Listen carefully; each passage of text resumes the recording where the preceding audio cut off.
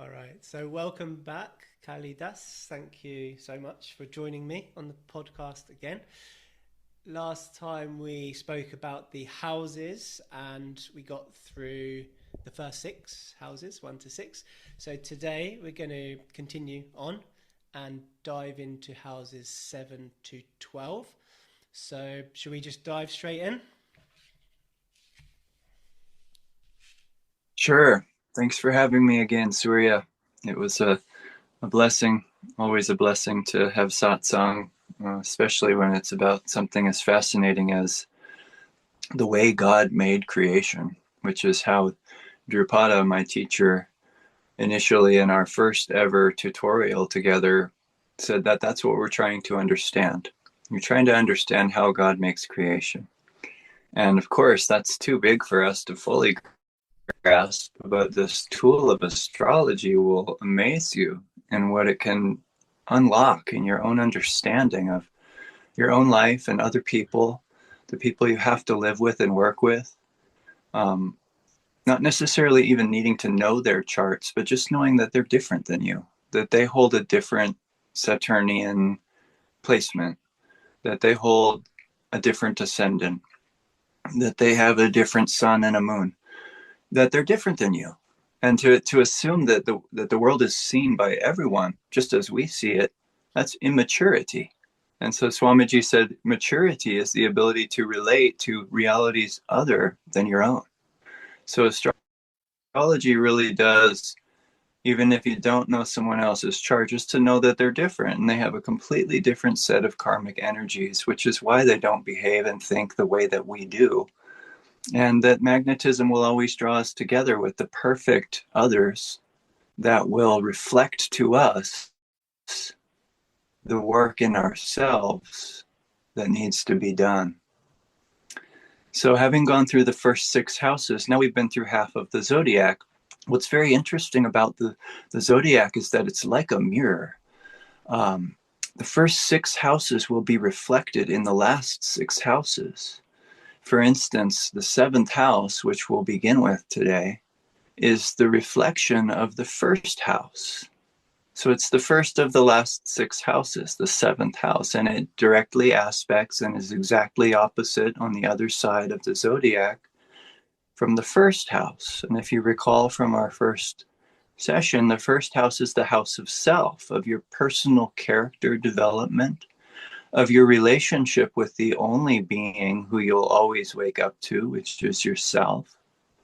But now we bring in other people, and they have different horoscopes. Remember, they're going to be looking at us through a completely different lens than the one that we look at them with. But Yogananda said that when you see wrong in this world or in others, remember this, that it's somehow pointing out something wrong in you. So when we deal with other people, we get our greatest tests because they're direct reflections of things that need to change in us. And the ego is very much not on board with that in most of humanity. Is not interested in seeing this, whatever annoyance they have with this other person as pointing out a flaw in themselves, either of judgment at the very least, or of our need for patience and compassion and maturity and relating. So the seventh house is very special. In fact, the planet that gives us our deepest, most transformative tests is Saturn. And when Saturn is in someone's seventh house, in their birth chart or temporarily in the sky in their seventh house of their own personal chart, he will give you relationship tests. And his position in such a case is known in the Indian philosophy as Digbala. Digbala is a position of great strength for a planet. It's going to show you where you need to grow. Bala means child. And it's basically in the seventh house, Saturn's going to show you where you're still a baby when it comes to relating to other people. So if you're born with Saturn in seventh house, then your whole life of both marriage and relationships will be a deeply maturing experience. And when it temporarily goes through that, if you're born with Saturn somewhere else and Saturn happens to be transiting for a couple of years, your seventh house, it may bring trouble into your marriage. It may deepen your marriage ultimately if you can hang on and have the insight that this is a temporary experience and the marriage hasn't necessarily gone sour, but that there's a deepening, a maturing process happening. So the seventh house is opposite the first house. First house is self, seventh house is others. Drupada, my teacher, was born with Saturn in his seventh house.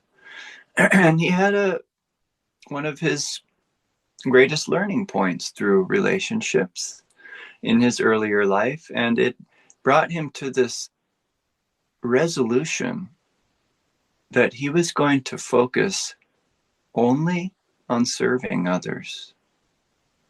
And he let go completely of wanting to be served by another, wanting to be in a harmonious and pleasurable relationship with anyone in a conjugal way.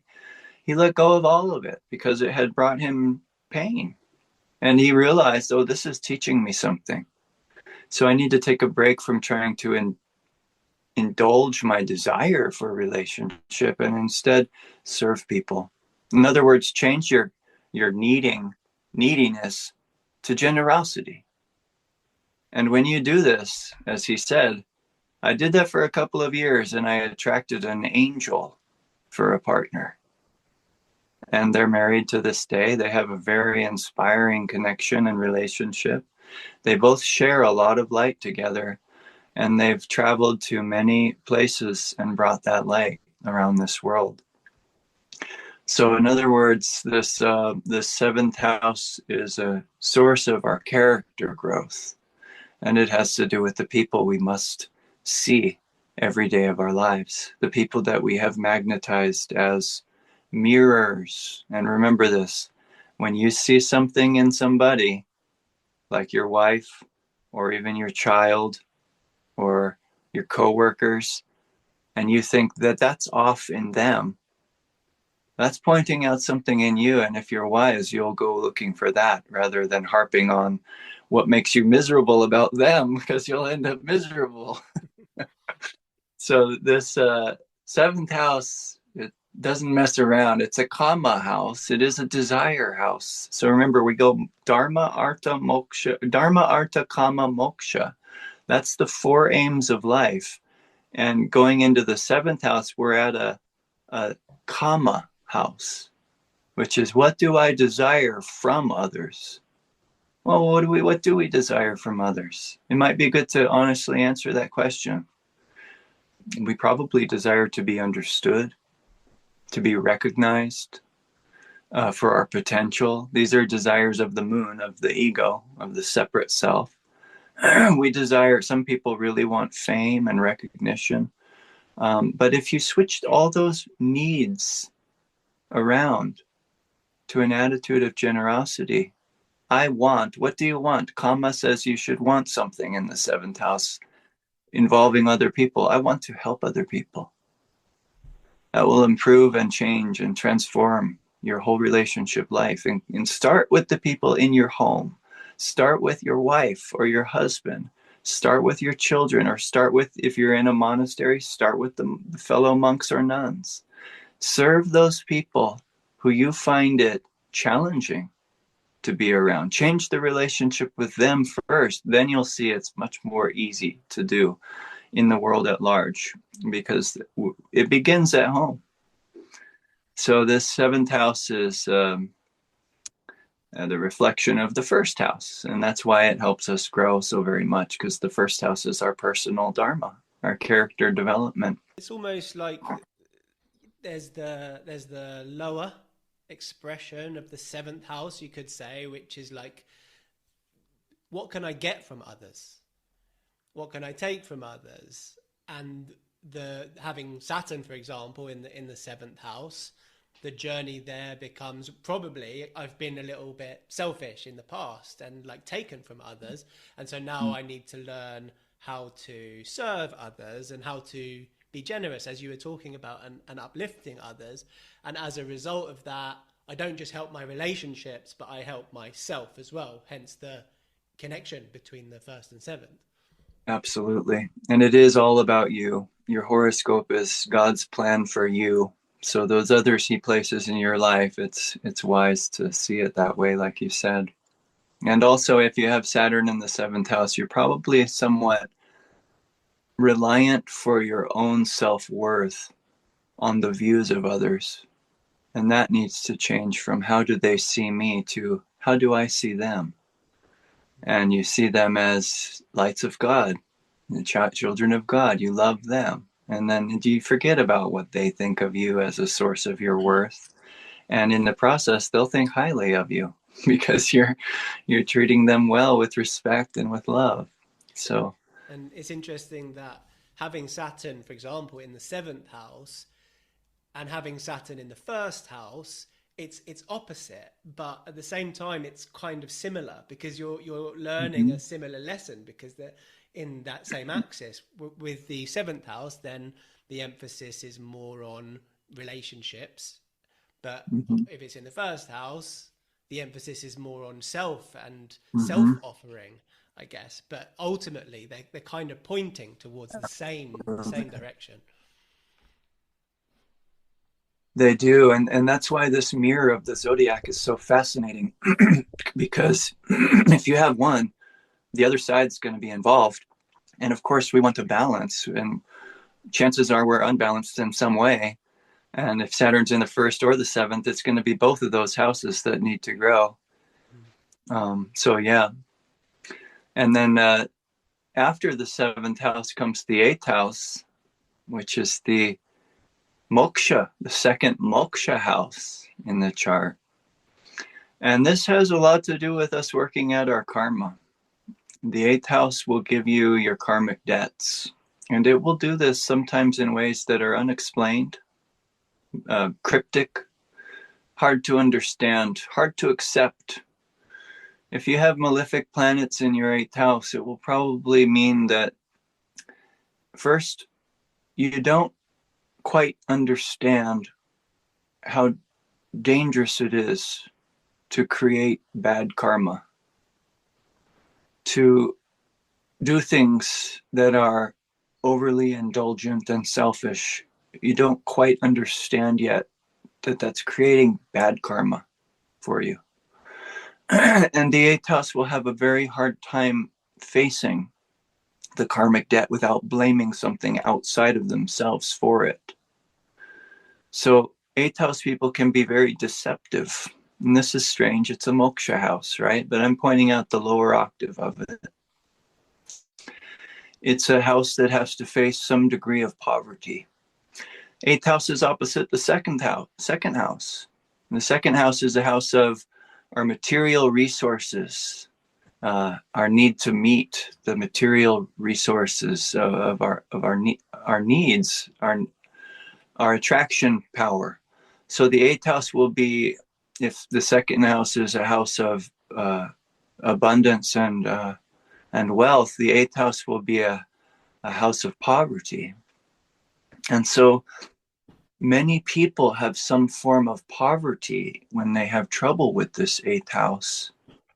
If you have good planets there, it can mean inheritance. It can mean that you have money, but perhaps that it's squandered or something. The eighth house is troublesome, but it also liberates us when we have the right attitude towards our karmic impoverishment. So in the beginning, it's just I want to escape. I want to get out, and I'm attached to feeling good.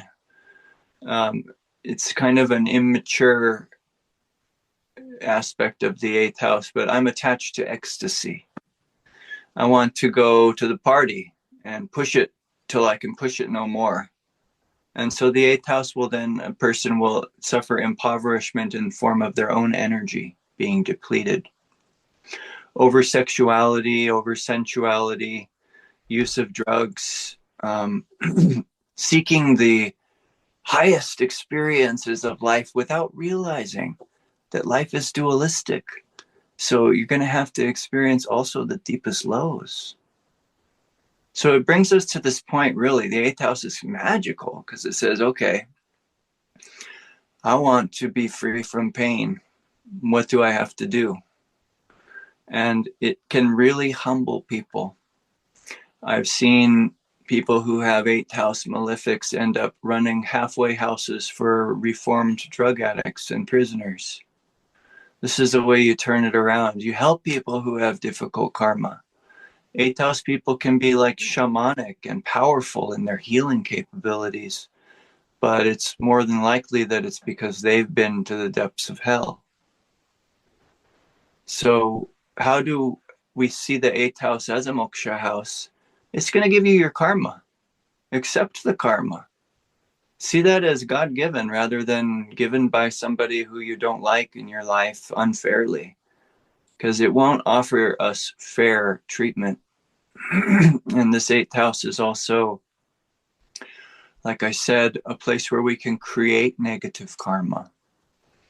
If we think it's just about the up, we may do things like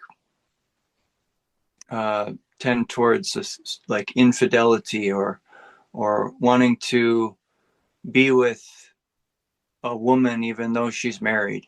That's just one example of it. Not taking into account the karmic debt involved. So it really will humble us if we have eighth house stuff.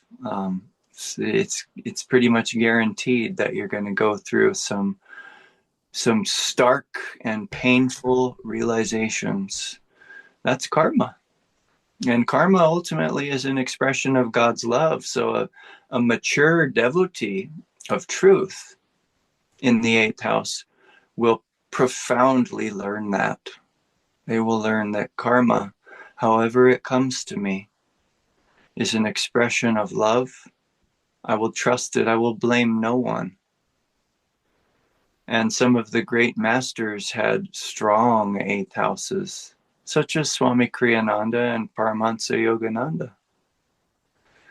And so the eighth house becomes a master, a moksha master, one who can face the duality without fear. Because they know what is between me and God? Only my karma. So when he sends me a karmic test, what is the purpose of this? To dissolve a barrier between I and the true I that I'm seeking. But it really does take a devotee to get through eighth house karma, a devotee of truth. And then we see it's not worth it to do all these indulgent things because it brings more karma. So when karma comes, let me not try to seek a way out through trying to raise my mood through some indulgence, but rather think of learning from all the things that happen to us and being on board as a student of life and realizing we don't know everything and this life can be dangerous karmically, and we're here to work out our karma, not to create more of it. So whether it gives you poverty or depletion or burnout or crazy desires that you can't control,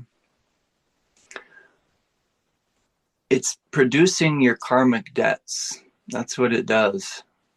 And they call it the house of death, rebirth, and transformation. So the house of death is death to all that you believed about this world. Rebirth is coming back into a new view of reality. Will it be easy? No, there's still karma in your way.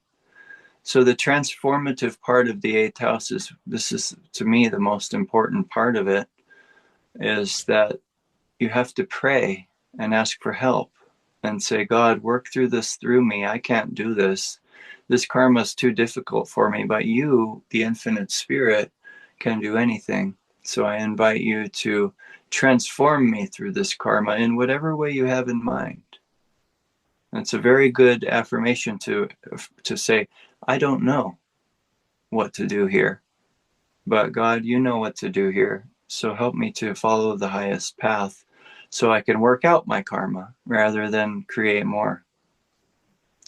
Yeah, and that's a really it's a really powerful prayer and affirmation. And I just think of myself at the age of like 18 or 20, kind of deep into the eighth house and the darkness of being a teenager and a young person. And um, you know, yeah, that's just that's such a helpful thing it's a helpful way to kind of understand it and approach it. It's like the eighth house, it's almost like a purification by fire, isn't it? It's like this Mm-hmm. purification process by which we learn and grow, and we go down into the dark depths in order to uplift our consciousness. And I think that it's really interesting that the eighth house comes right before the ninth house, because Mm-hmm. in order to get there to the ninth house, which you'll get to in a minute, but which is essentially about spiritual growth and Mm-hmm. faith, we have to go through that transformative process, that purification process in the eighth house. 100%. Yes. Either in this life or we've already done it in another life and we have ninth house karma in this life because of our eighth house experiences in another life. But absolutely well spoken and true. Um, these days, a lot of people come to the spiritual path through psychedelic experiences. And that's a classic eighth house death to the ego and awakening in a higher purpose to life. But is it easy? No, they're still feeling lost. It's just that they now know that there's a spiritual element to their goal in life that far outweighs their former material interest. And that's why you see people who've taken psychedelics travel around the world and become sadhus in their own way. Sometimes they go visit shamans. Shamans are part of the eighth house. They help you through the hell and into the heavens. And they're not afraid of either because they kind of live in both worlds. But that eighth house it leads you to the ninth house, as you said. And this is the house of grace and good fortune due to dharmic spiritual effort. And if it's if we're talking about mirrors in the zodiac, it's the opposite of the third house of self-will. And the third house is awesome. It produces so much talent. It's the house of hobbies, interests, likes, the things you love, the things you excel at. It's the house of self-employment. And then you look at the ninth house, it's God's will. It's not self-will, it's God's will. Now, the third house can become at its highest potential by saying, I want God's will to be expressed through my will. That's the best way to balance this third and ninth axis. But some people are way more imbalanced in the ninth house way. They're afraid to think on their own. They just want to follow the dogma of the church. These are like the Catholic nuns and people who've spent lifetimes in monasteries, and they only want God's will. They don't even dare think for themselves. So, I mean, there's a lot of people like that even here at Ananda in the community because it's a very ashram type place. Strict. Don't think like that. Don't say that. That's not right. I don't have my own thoughts. I only follow what the teaching says. And that's an imbalance in its own way. They're going to get a life that produces third house emphasis as a result of this. God's going to say, okay, now I know you know it's me. That's your answer. But now I need you to know that it's you, that it's in you. You can experience the magic of God's unique expression as you.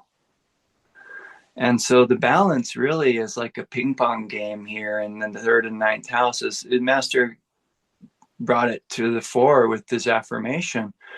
I want to use my own will, but guide it, O Father, that I ever am able to follow the ways of wisdom, of your wisdom. Or the other way that he puts this prayer is, I will reason, I will, I will act, but guide thou my reason, will, and activity. So Master was a very strongly emphasized, do it your your own unique way, but in communion with God. He will come through you in a beautiful way that makes you into the person that is who you've always wanted to be.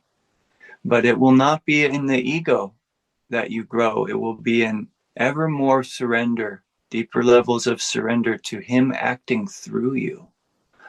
So spiritual dharma really is tricky sometimes because we think it's just about, I'm part of the church now, so now I wear a certain color, I follow a certain set of precepts, I report for meditation from this time till this time, I log a certain amount of hours every day at sadhana. None of that stuff means anything, I think, to God.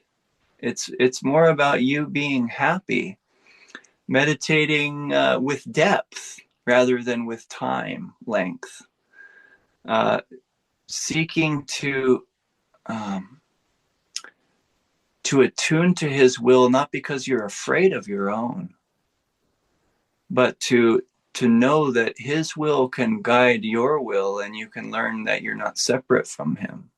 So the ninth house, when you're overly unbalanced in the ninth house, you feel separate from God like a sinner in a Christian faith.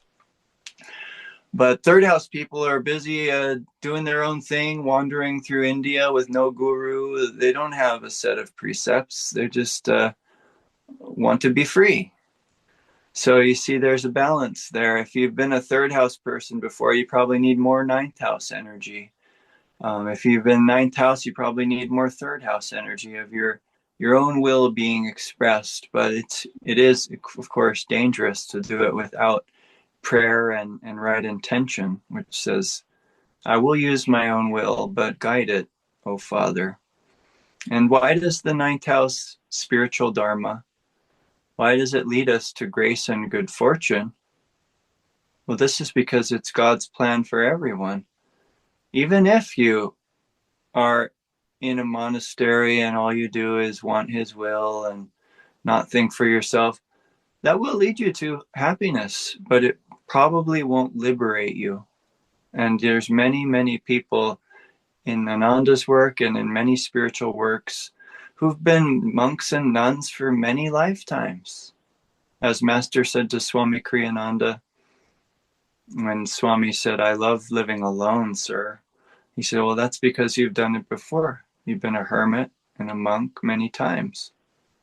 But it took Swami coming into this life, third house moon in his chart. He needed to follow his own sense of inner direction, even at the expense of the ninth house people who called him a fraud or a deceiver or an usurper of Master's authority, whatever it is that they accused him of. The third house must often, as Swami's song says, go on alone. And you do so with God if you're wise. You say it's always only been between me and God. It's never been between me and a church, a congregation, or a spiritual authority. It has to do with me and God. And when you're so loyal, as Swamiji was, so loyal to his guru's work, and you have third house dharma, God will often misunderstand you through the church and cause you to have to go on a journey that teaches you it's only ever been between me and God. It's never been between me and Dayamata or me and Taramata, or it's just God. So that spiritual dharma is the only dharma that lasts from life to life. Whatever we did in our personality dharma from a previous life, we have forgotten. Whatever we did with our creative dharma and life force in other lifetimes, what children we had, what projects we created, all of that's gone. But God is sure to let us keep what we have earned spiritually. So this is the only investment that's wise, making a spiritual effort. As that great saint said, Sukadev, he said, all time is wasted that is not spent in seeking God. And that for that, you do not need a church. That God is within you and found within the silencing of your own egoic mind. So the ninth house is amazing. And it's what's brought together things like Ananda. And it's opposite the third house because it is recognizing God's will is far, far superior to my own will. And so I make a resolution to follow his will, and I will make every effort to attune my will, which he asks that I use in this world. He's not giving me perfect instructions on what to do with my life. I have to figure it out, but I will figure it out as a way of attuning to him. So my attunement with him will grow through the challenges of life, such as what should I do with my free time? What should I do with my free will? These are question marks for everyone. And it's through prayer and offering ourselves, self-offering, that we begin to get insight into the purpose of our one unique life that's different than every other life that will ever exist. So you have to find that guidance right within yourself, between you and the God within you. It's a very independent journey, ultimately, though, of course, the teachings of the masters are a lifeline in finding that right guidance on where our own life will be directed. Yeah. So, and grace and good fortune, like I said, this is God's intention for all of us. He wants us to succeed. So that's why we can trust his will. When he says you have a dishwashing shift tonight, and the ego says, oh, I'd rather stay home and meditate. Well, the dishwashing is what's going to lead you to grace and good fortune, because that's God's will. It's what's being given. That's your dharma. You have some personal experience of this, I think. I seem to remember, I may be wrong, that you have have Rahu and Ketu in the third and ninth. I can't remember which way around. Yeah. But yeah. So how has that played out for you then in your own experience? Well, my ascendant Lord Venus is with Rahu in the ninth house. And so that shows that Ketu's in my third house. The old direction for me is doing it my own way, on my own terms. Nobody tell me what to do. I'm going to be an astrologer because it's self-employment. I want to make my own hours, dang it. And then the ninth house is saying, Master's Market needs your help. The kitchen needs a cook. And so I see, where am I needed? And it's expansive for me to serve the spiritual organization and to say, God, I want to offer myself to your will. That's the most expansive thing that I personally can do. And true for anyone. But when you have Rahu in the ninth house, there's something you need to understand. This is a learning point for me, certainly, about spiritual authority and about following what's best for the all.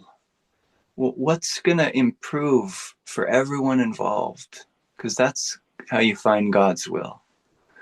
And the self would say, well, I just want my own meditation hours.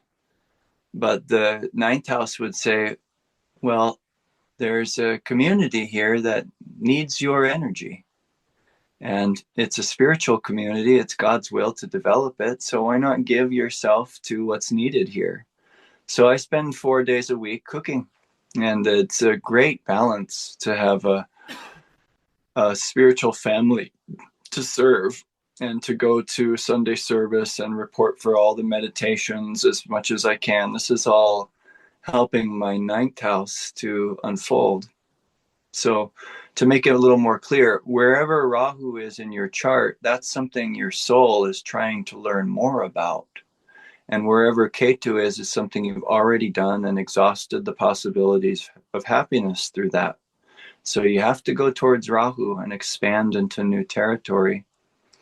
And for me, as you pointed out, it's a big part of my dharma to be part of a spiritual work, to serve a spiritual work, to honor a spiritual work, even when its own decisions and directions differ temporarily from where I might, through my own will, wish that it go. And that tells a big chunk of the greatest tests that I've had in my life. And come out feeling blessed to understand, really, that Ananda and the Ananda communities is the most profoundly important thing happening in the world today. And that to give one's life to serving such a thing is no small blessing. As Yogananda said, if you want to attune to the Guru, serve him. So focusing on what Ananda needs and being a light as best as I can here, and focusing on harmony, first of all, amidst all my interactions with the devotees here. It's taken me time to learn this, but it's been a great, great unfoldment of blessings in the process. I can tell by the way that when you speak about the third and the ninth house, it's clear to me that it's very much embodied in you, that it's something that you've thought about a lot, that you've gone through a lot, and that you've worked on a lot. And I guess that is the nature of Rahu and Ketu, and to balance it is the way to find happiness, as you said. Absolutely. And Rahu and Ketu symbolize your breath. So if you're unbalanced in one or the other, which most people go towards Ketu because it's their instinct, you'll never be able to go breathless into the higher states of super consciousness until you balance those Rahu Ketu energies in your own karma. So it's Rahu usually is anxiety and a wish to avoid difficult, stressful experiences, but to agree to them as God's will expand you and empower you. So, and Rahu is in India, Drupada told me that in India they would say, oh, Rahu, it spoils the ninth house. And it's somewhat true, unless you're willing to learn these things about God's will is much, much more empowering and expansive than your own will. Even if you think you know something, you don't know. You need to lean not on your own understanding, but to know that God is always up to something bigger and better than you can perceive. And so that helps us to trust the karmic unfoldment instead of reject it. So then the 10th house is opposite the 4th house. 10th house is the house of your work in the world, your public status, the way you present yourself. And this is where you, Surya, have a lot of planets, right? You have 4 planets in your 10th house. Yeah. So that shows you have a big work to do in the world. You're already representing Ananda UK over there, doing a lot of public work, and your publicity of yourself is you're way better than I am at this. You got a lot of energy to ability to produce and manifest your work in the world. But you also have a family, which is the opposite of the 10th house. It's the work in the home, the work in the world, the work in the home. You could also say the way the world perceives you and the way you perceive yourself. The 4th house is the inner home. And if you can learn to take the inner home, make it a place of peace through your homework with your family, learning to be harmonious, loving, serviceful there, that energy will translate into your 10th house, and you'll have a lovely energy in your public work. So these two can't go one without the other. It's the house of the mother, the 4th, and the house of the father, the 10th. So you see that, again, we have a mirror here.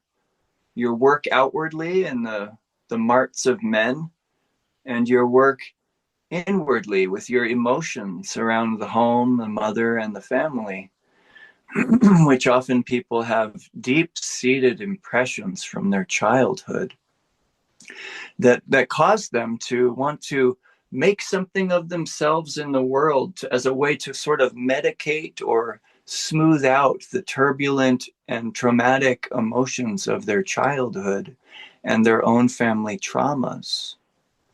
So they're driven to make something of themselves in the world because the family really didn't produce a lot of those positive, comforting emotions.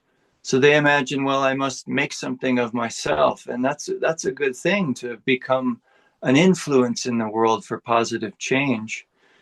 But if you attract a family, you will also, as part of your life's work, need to be a healing force within that family, regardless of how you've failed at it in the past, which I have a family and I have failed in the past to uphold a harmonious leadership within the home, shown my child what a child I can be.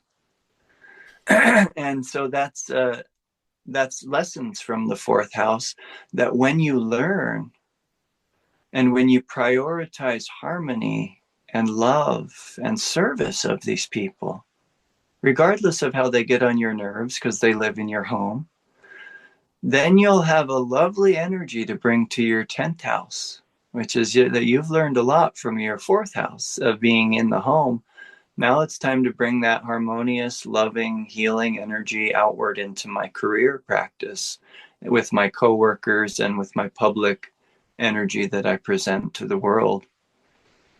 So the 10th and the 4th is somewhere where I think, do you have any planets in your 4th house in your chart? No, I don't, and so that's the imbalance there, is that there's all those planets Mm. in the 10th house, and so the focus for me can be too outward and not enough Mm. inward in a certain way. And so sometimes if I'm at home, I'll be thinking about what I can do to, work on my business or work on all these sorts of things, rather than being present at home. And so that's been really helpful, just to Mm. think about that balance, and to understand that the more you can bring that kind presence into your own daily home life, the more that there will be joy and expansion in the area Mm. of the 10th house of career. Absolutely. And your fourth lord is Saturn, so he has a lot to teach you, and he's on your ascendant, which means your character development through raising family is a key element in empowering you for your career. So you cannot neglect that, right? Mm. That's and so just recently you took a little break from your public endeavors and said, I need to focus on being there for my family more. Now that's the kind of work that Saturn applauds. You're saying, I have all this fire to succeed out here in this world that needs it. It's a dharmic thing. It's noble. But there's this first priority of taking care of the life God has given you already, rather than envisioning what you can make of life. Tend to the life that you have already. That will unfold you in the ways that you need to in order to perceive the road ahead without impulsive impatience. You see, so 10th house is, we get, this is where people become famous. They get a lot of recognition there. A lot of the movie stars and people who have risen into politics as head figures, they have strong 10th houses. But how's their fourth house doing?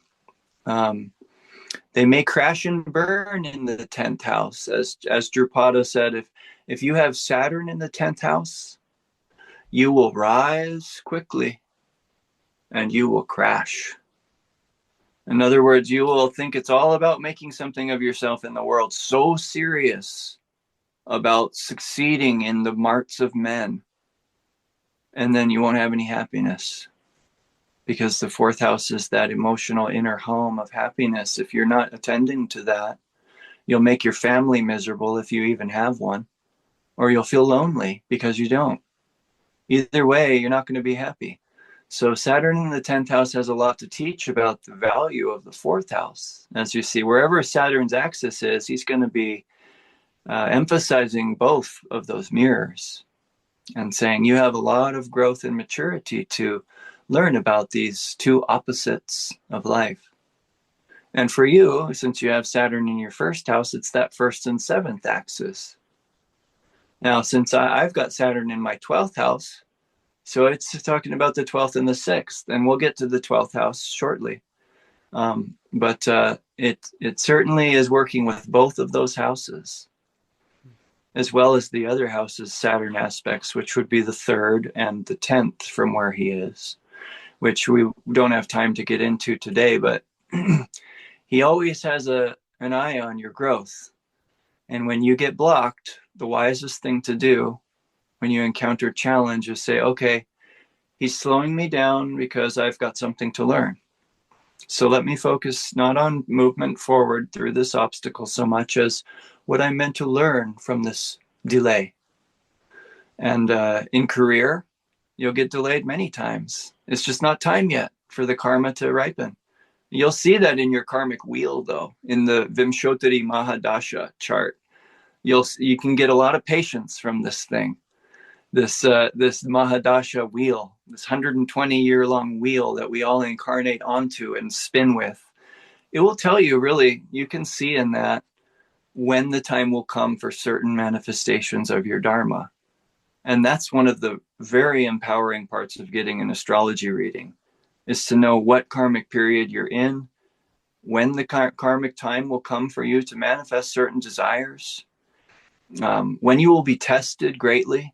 These things are all in that wheel. So it's very helpful to have, if nothing else, to give us patience.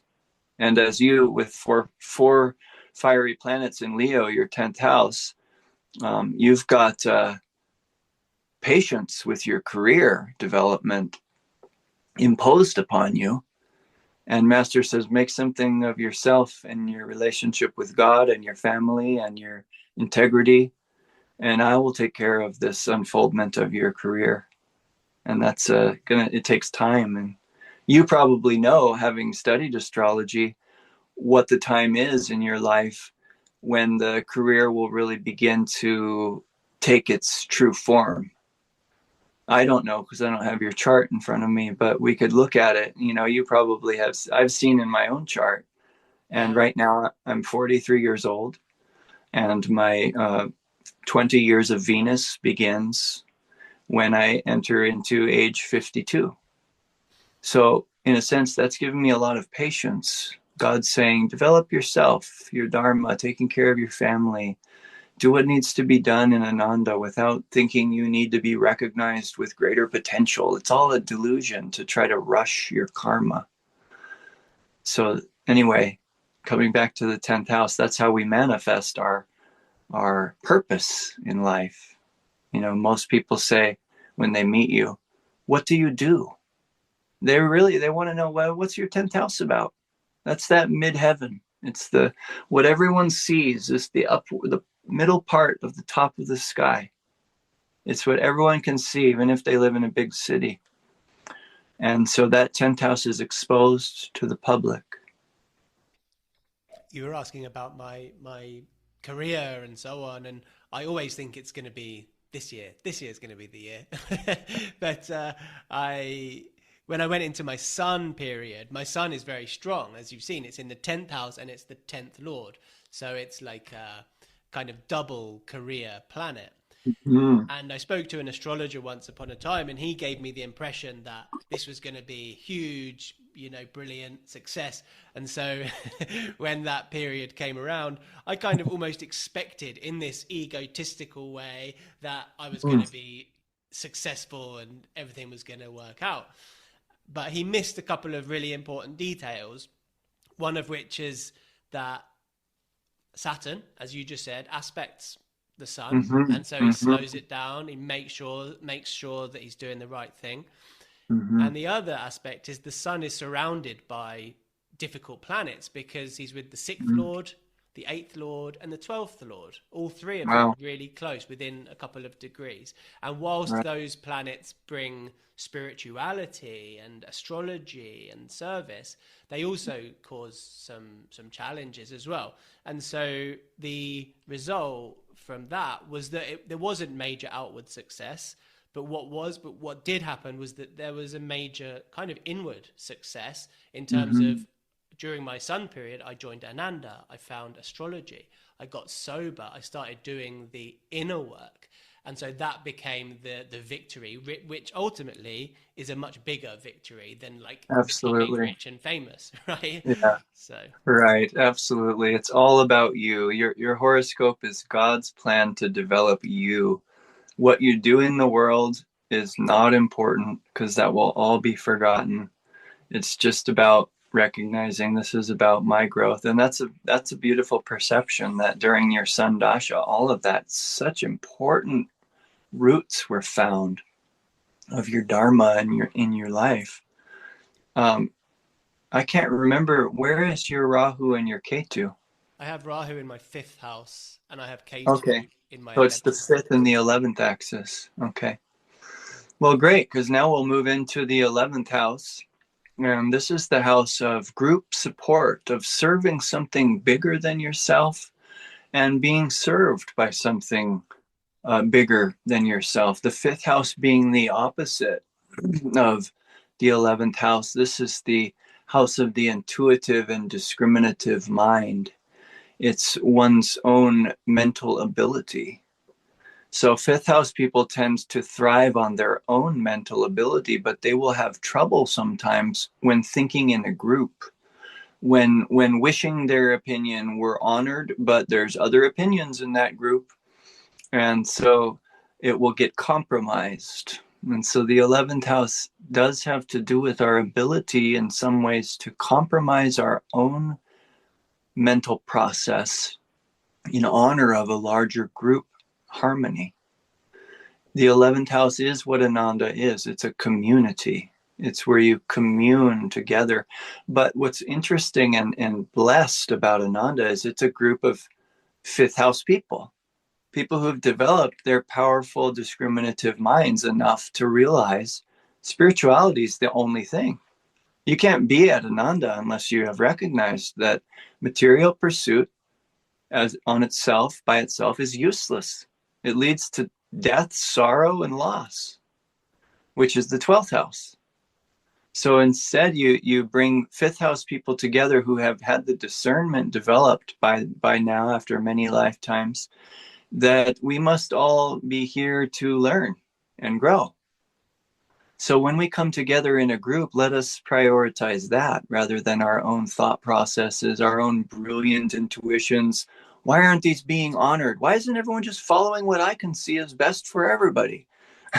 And that's what you learn in community. Is it's oftentimes you get a super conscious solution when harmoniously you bring minds together with a common goal.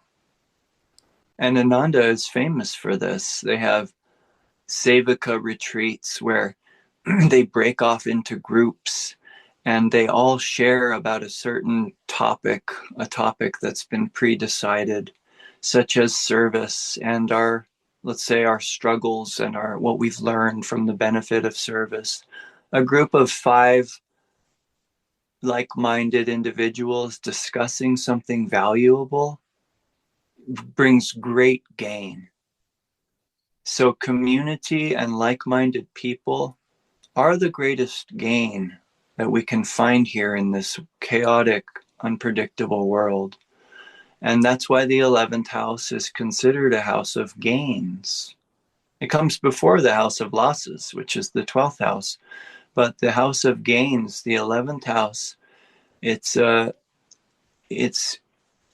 need. When you have K2 there, you have a need for group support. It's like, but then it's going to teach you about your own mental faculty and your own brilliance of mind. And that will need, if Rahu's in the 5th, that will need to be developed. But you're learning by being exposed to many high-minded individuals, such as Nayaswami Asha or Jyotish and Devi. They're part of our 11th house, the group consciousness, but they're very high manifestations of the 5th house. People with great discernment, intuition, counseling potential, and people who've learned a lot from community. They've become very mature by having prioritized group harmony. This, for me personally, has been a major life lesson. That just because your own mind is brilliant doesn't mean you should be the leader. you should honor the leaders that have been magnetized into that position and listen to their suggestions that harmony is attunement, that being kind and respectful, even when others' views are very different than your own, is much more important than you asserting that you are right in any given situation. And when I first came to Ananda 17 years ago, I had a lot to learn in that field. I really wanted people to recognize how developed I was, let's say. And that caused for me, when people's views differed and clashed with my own in the workplace, to become vehemently opposed and publicly down belittling of their lack of intuition or knowledge or development. Totally immature way to express one's intelligence. So God put me in community and said, learn how to harmonize with people, even when their views are different than yours. And over time, I've seen people are wise. If they have come to this path, especially, they deserve your respect. They've made a great, drastic amount of progress towards their soul evolution. And you should never, just because your perception differs from them, cast them off as a dimwit or something. They're a great, great soul. And to harmonize in the midst of a group of great souls, that's what Ananda's energy produces for the world. That's what will heal the world. Examples of large groups of people who know how to live in harmony through spiritual principles, through respect, and probably most of all, through listening to each other rather than trying to just show each other what they know, to value each individual and their contribution to the group whole. And Ananda is just an incredible place for this great, great gain of community and group support. And so, do you find it so in your own life? Definitely. I mean, Ananda is a huge part of my life, but I wonder sometimes with K2 in the 11th house, Rahu in the 5th house, it's like an imbalance of some kind. And so it could be, do you think it's like an over dependence almost on the group? And when there's that imbalance there in the 11th house, and then not enough dependence on your own creative potential in the 5th house, not enough faith, not enough self-belief to express yourself creatively and do what needs to be done in this world. Yeah. And that's why you're being called to a counseling dharma. It's because God has intended for you to develop that intuitive, discriminative mind. You probably won't have the same trouble I had, which is asserting that your view is higher than another's just because it's different than your own. Because Rahu will be more in need of developing your potentials of mind. And what you're going to find is that you've already learned how to be a sweet group companion, to be part of a group in a harmonious way. That's Libra too. That's your, or no, that would be your 12th house. So we're talking about Virgo, right? Yeah, K2's in Virgo. So these very, very developed people who you've grouped up with in this life, they're going to feed that Rahu in a major way. And you'll probably get called to, as you already have been, towards some type of leadership and using your own discernment and attunement with God and Guru to direct group energy. And so that's a good example of somebody who, through their past 11th house gain of a group, magnetizing a group environment of high-minded souls, is going to be asked and pushed towards higher development of their own mental faculty, which leads to things like discernment, intuition, and the ability to rightly counsel another person. And so So it's then, very good for you that you've attracted these jobs that you have with Ananda and with astrology. That's all very expansive, I'm sure, but not easy. It requires your prayer, deep prayer, right? absolutely, yeah. And so then when the 11th house is uplifted and balanced and working on a higher octave, what do you think that looks like? How does that look? That's what Ananda looks like.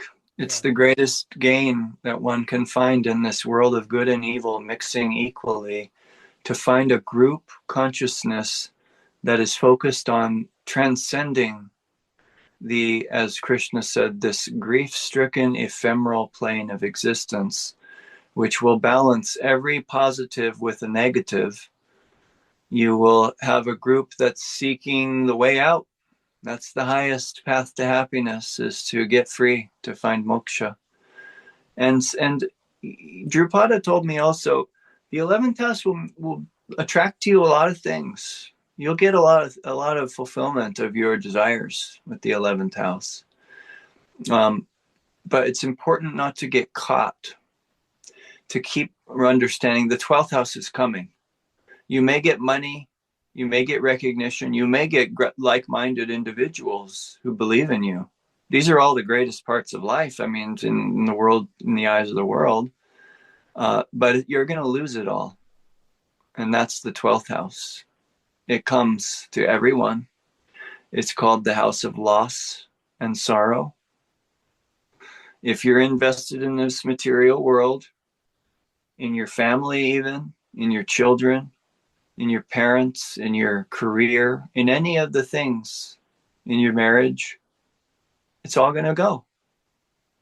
So the 12th house people, when you have planets there, they think deeply about this purpose of life from the very beginning, because they see all the high school football players running after the girls, and they say, well, what happens after they finally catch the girl? They get her, they get their fulfillment, and then what? They're depleted, they age quickly, they end up in 5 divorces. Well, where's the purpose in all of this worldly chasing? So 12th house people are mystics. This is where you might not even be part of a spiritual organization, but you might be very spiritual. That's a 12th house person. They will not be interested in being part of an organization, unless they also have like 9th house, 11th house planets. Then it'll be a mixture of them. But the 12th house will always have a slight detachment, that they remember, okay, all of this is going to end. So why am I here? And really, it's where the finite meets with the infinite. It's where you recognize that all that you've worked for is for what? What do you get to keep? And the answer is, you get to keep your spiritual experiences. As Master said, all the times that you've touched the hem of Divine Mother's robe, those are the things that matter in the end. And so what's the imbalance of the 12th house? Very ungrounded, otherworldly, psychically fanatical type insane people, but also very deep. If they have a grounding in spiritual experience, they can be very talented at channeling the light. These can be healers, psychics. These can be great channels of wisdom. And the opposite of the 12th house, very interesting, the house of service, the house of work, and the house of healing. And why is that the opposite of the 12th? Well, 12th house can bring great sorrow, great pain. Drupada, since I have Saturn in my 12th house, he perceived, and I think he's absolutely right, and even Devi, one of the spiritual directors at Ananda, she told me this in a counseling session once, that I entered into this life with a memory of a deep sorrow. I don't know what it is. I'm not meant to know what it is. But it's a pain of loss, of having done something that created a great loss for me and probably others that I loved. And so I have a significant amount of healing to do in this life. So when you've had 12th house bruises, they're the worst bruises. They're loss and sorrow. They're regret. And they bring you back into this life with a need to heal. And that will be 6th house stuff, the opposite of the 12th house. And that will be service. It will be learning to give to others, learning to heal others, even learning to have compassion and empathy and keep in mind the realities of others in your own choices, which previously probably were somewhat selfish. If it created pain, loss, and sorrow, that's the result of selfish living. So I have a family. My 5th Lord of children and my 4th Lord of family is in my 12th house. So that gives me an insight as to what I might have lost before. I might have lost a child or my family. I may have even renounced the world and left my family to be poor and uncared for. And then maybe they found a new husband to take care of them. And then finally I wanted back and I couldn't get back in. That's just one possible scenario. It's like, oh, I wish I hadn't left you, but it's too late. That's a possibility. I don't really know. But what it has certainly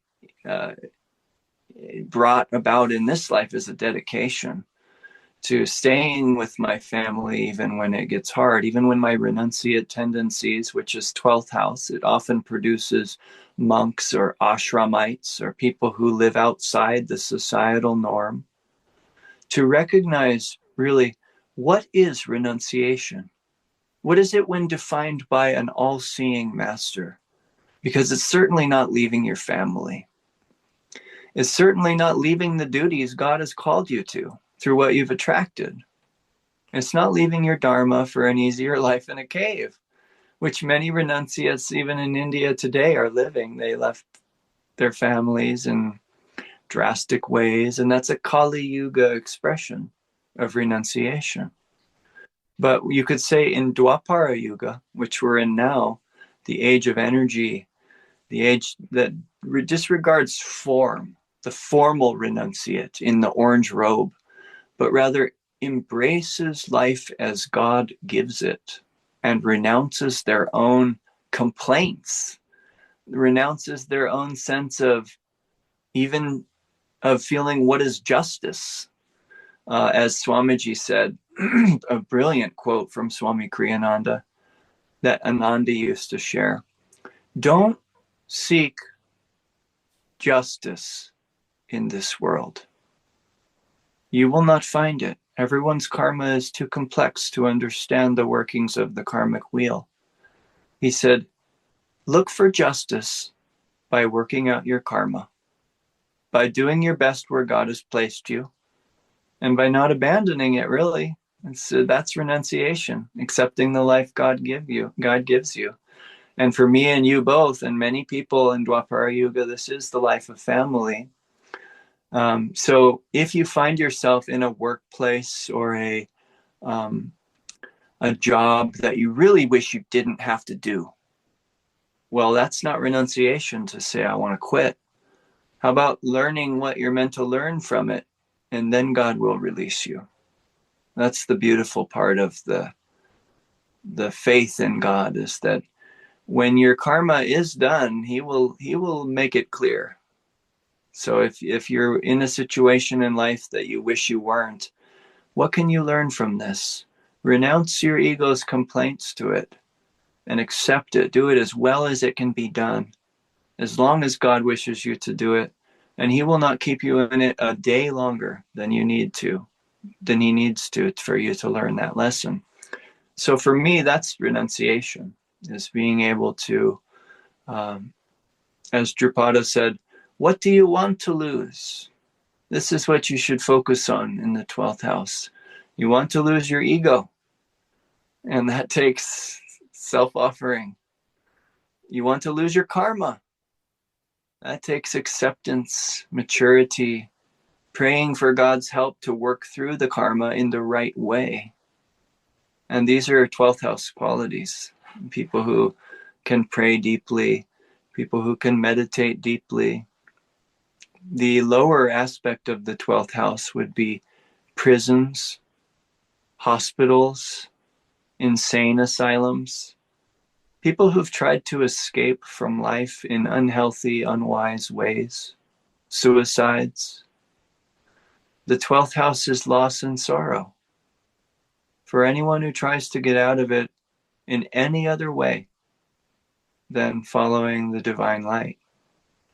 And that's why Krishna calls this realm a realm of grief and suffering.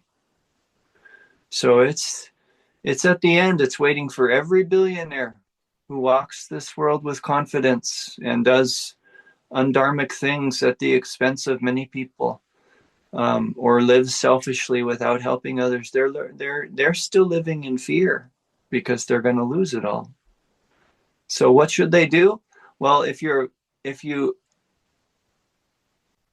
want to work through your 12th house karma, which says, I want liberation, I want the ultimate freedom, then get busy serving, because that 12th house is likely attached to wanting out, and you got to focus on working out your karma and learning your lessons. So these mirrors of the zodiac, they really bring insight into one's chart and can bring a lot of understanding and mature development to the individual who has grasped their imbalance points and the points of expansive growth that God intends for them, which are written in their Vedic chart.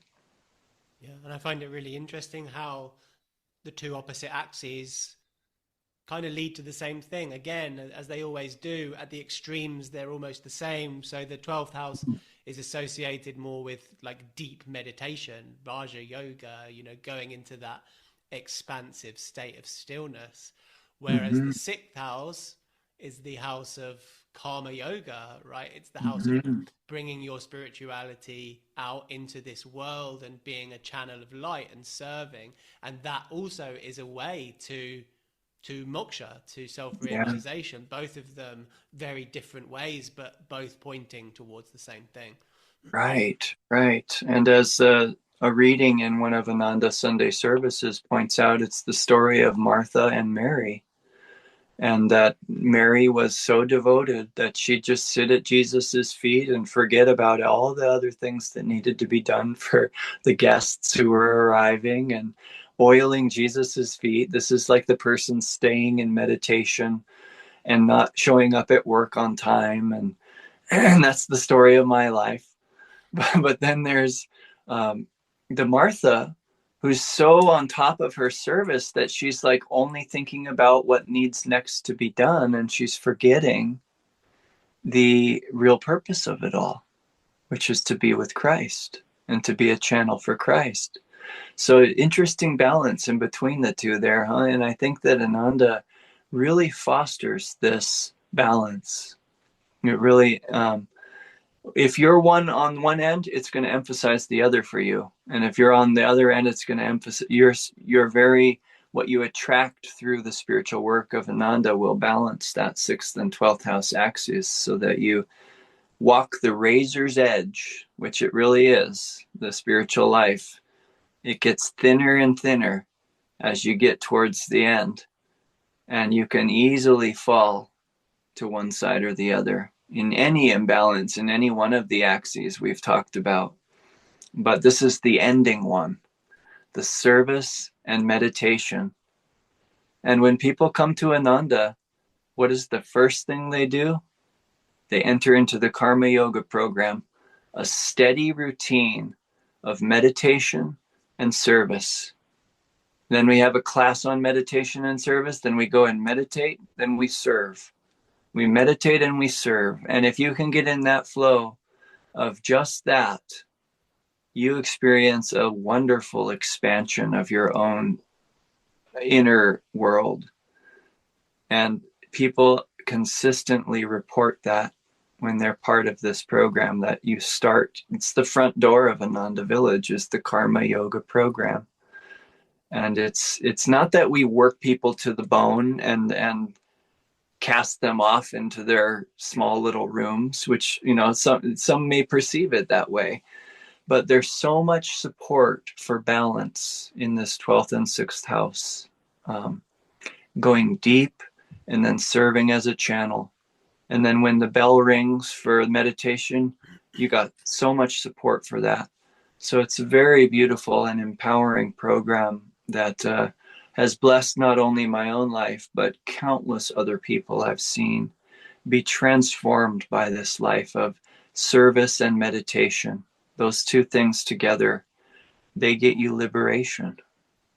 So that's why it would be the ending part of the chart. And where's the loss and sorrow in that? What are you losing? You're losing your karma and your ego, and you're remerging with what you really are. Oh, wow. What an amazing place to finish. And thank you so much. It's just like I learned so much, and it's just always, I love how deep that you go into each of the houses. And it's like there's these spiritual lessons within each of the axes that are applicable to all of us, even if we don't have necessarily loads of planets in the third and ninth house. The lessons that those houses are teaching us are still really important. And so this whole podcast, even if people don't know their charts that well, it's still just really helpful to hear it. And then also just really people will want to look at their charts and to know which of the houses are most active so that they can work on balancing those. So yeah, thanks again, and it's been wonderful. Of course, brother. It's a blessing to be here with you. And chances are that the people will know where their points of growth are. But when they read the chart, it will help confirm their natural intuition, which is one of the blessings of having a chart reading, is that it can help you understand more deeply that what you have suspected is true about your karmic destiny is indeed true. So it's a good tool for confirming your own natural intuition. Yeah. And if people did want to reach out to you, you don't have a website, but you've got an email address, right? So I'll link to that in the description. Sure. Thanks for that. Okay, perfect. Thank you so much. Take care. Thank you, Surya. Blessings. I'm just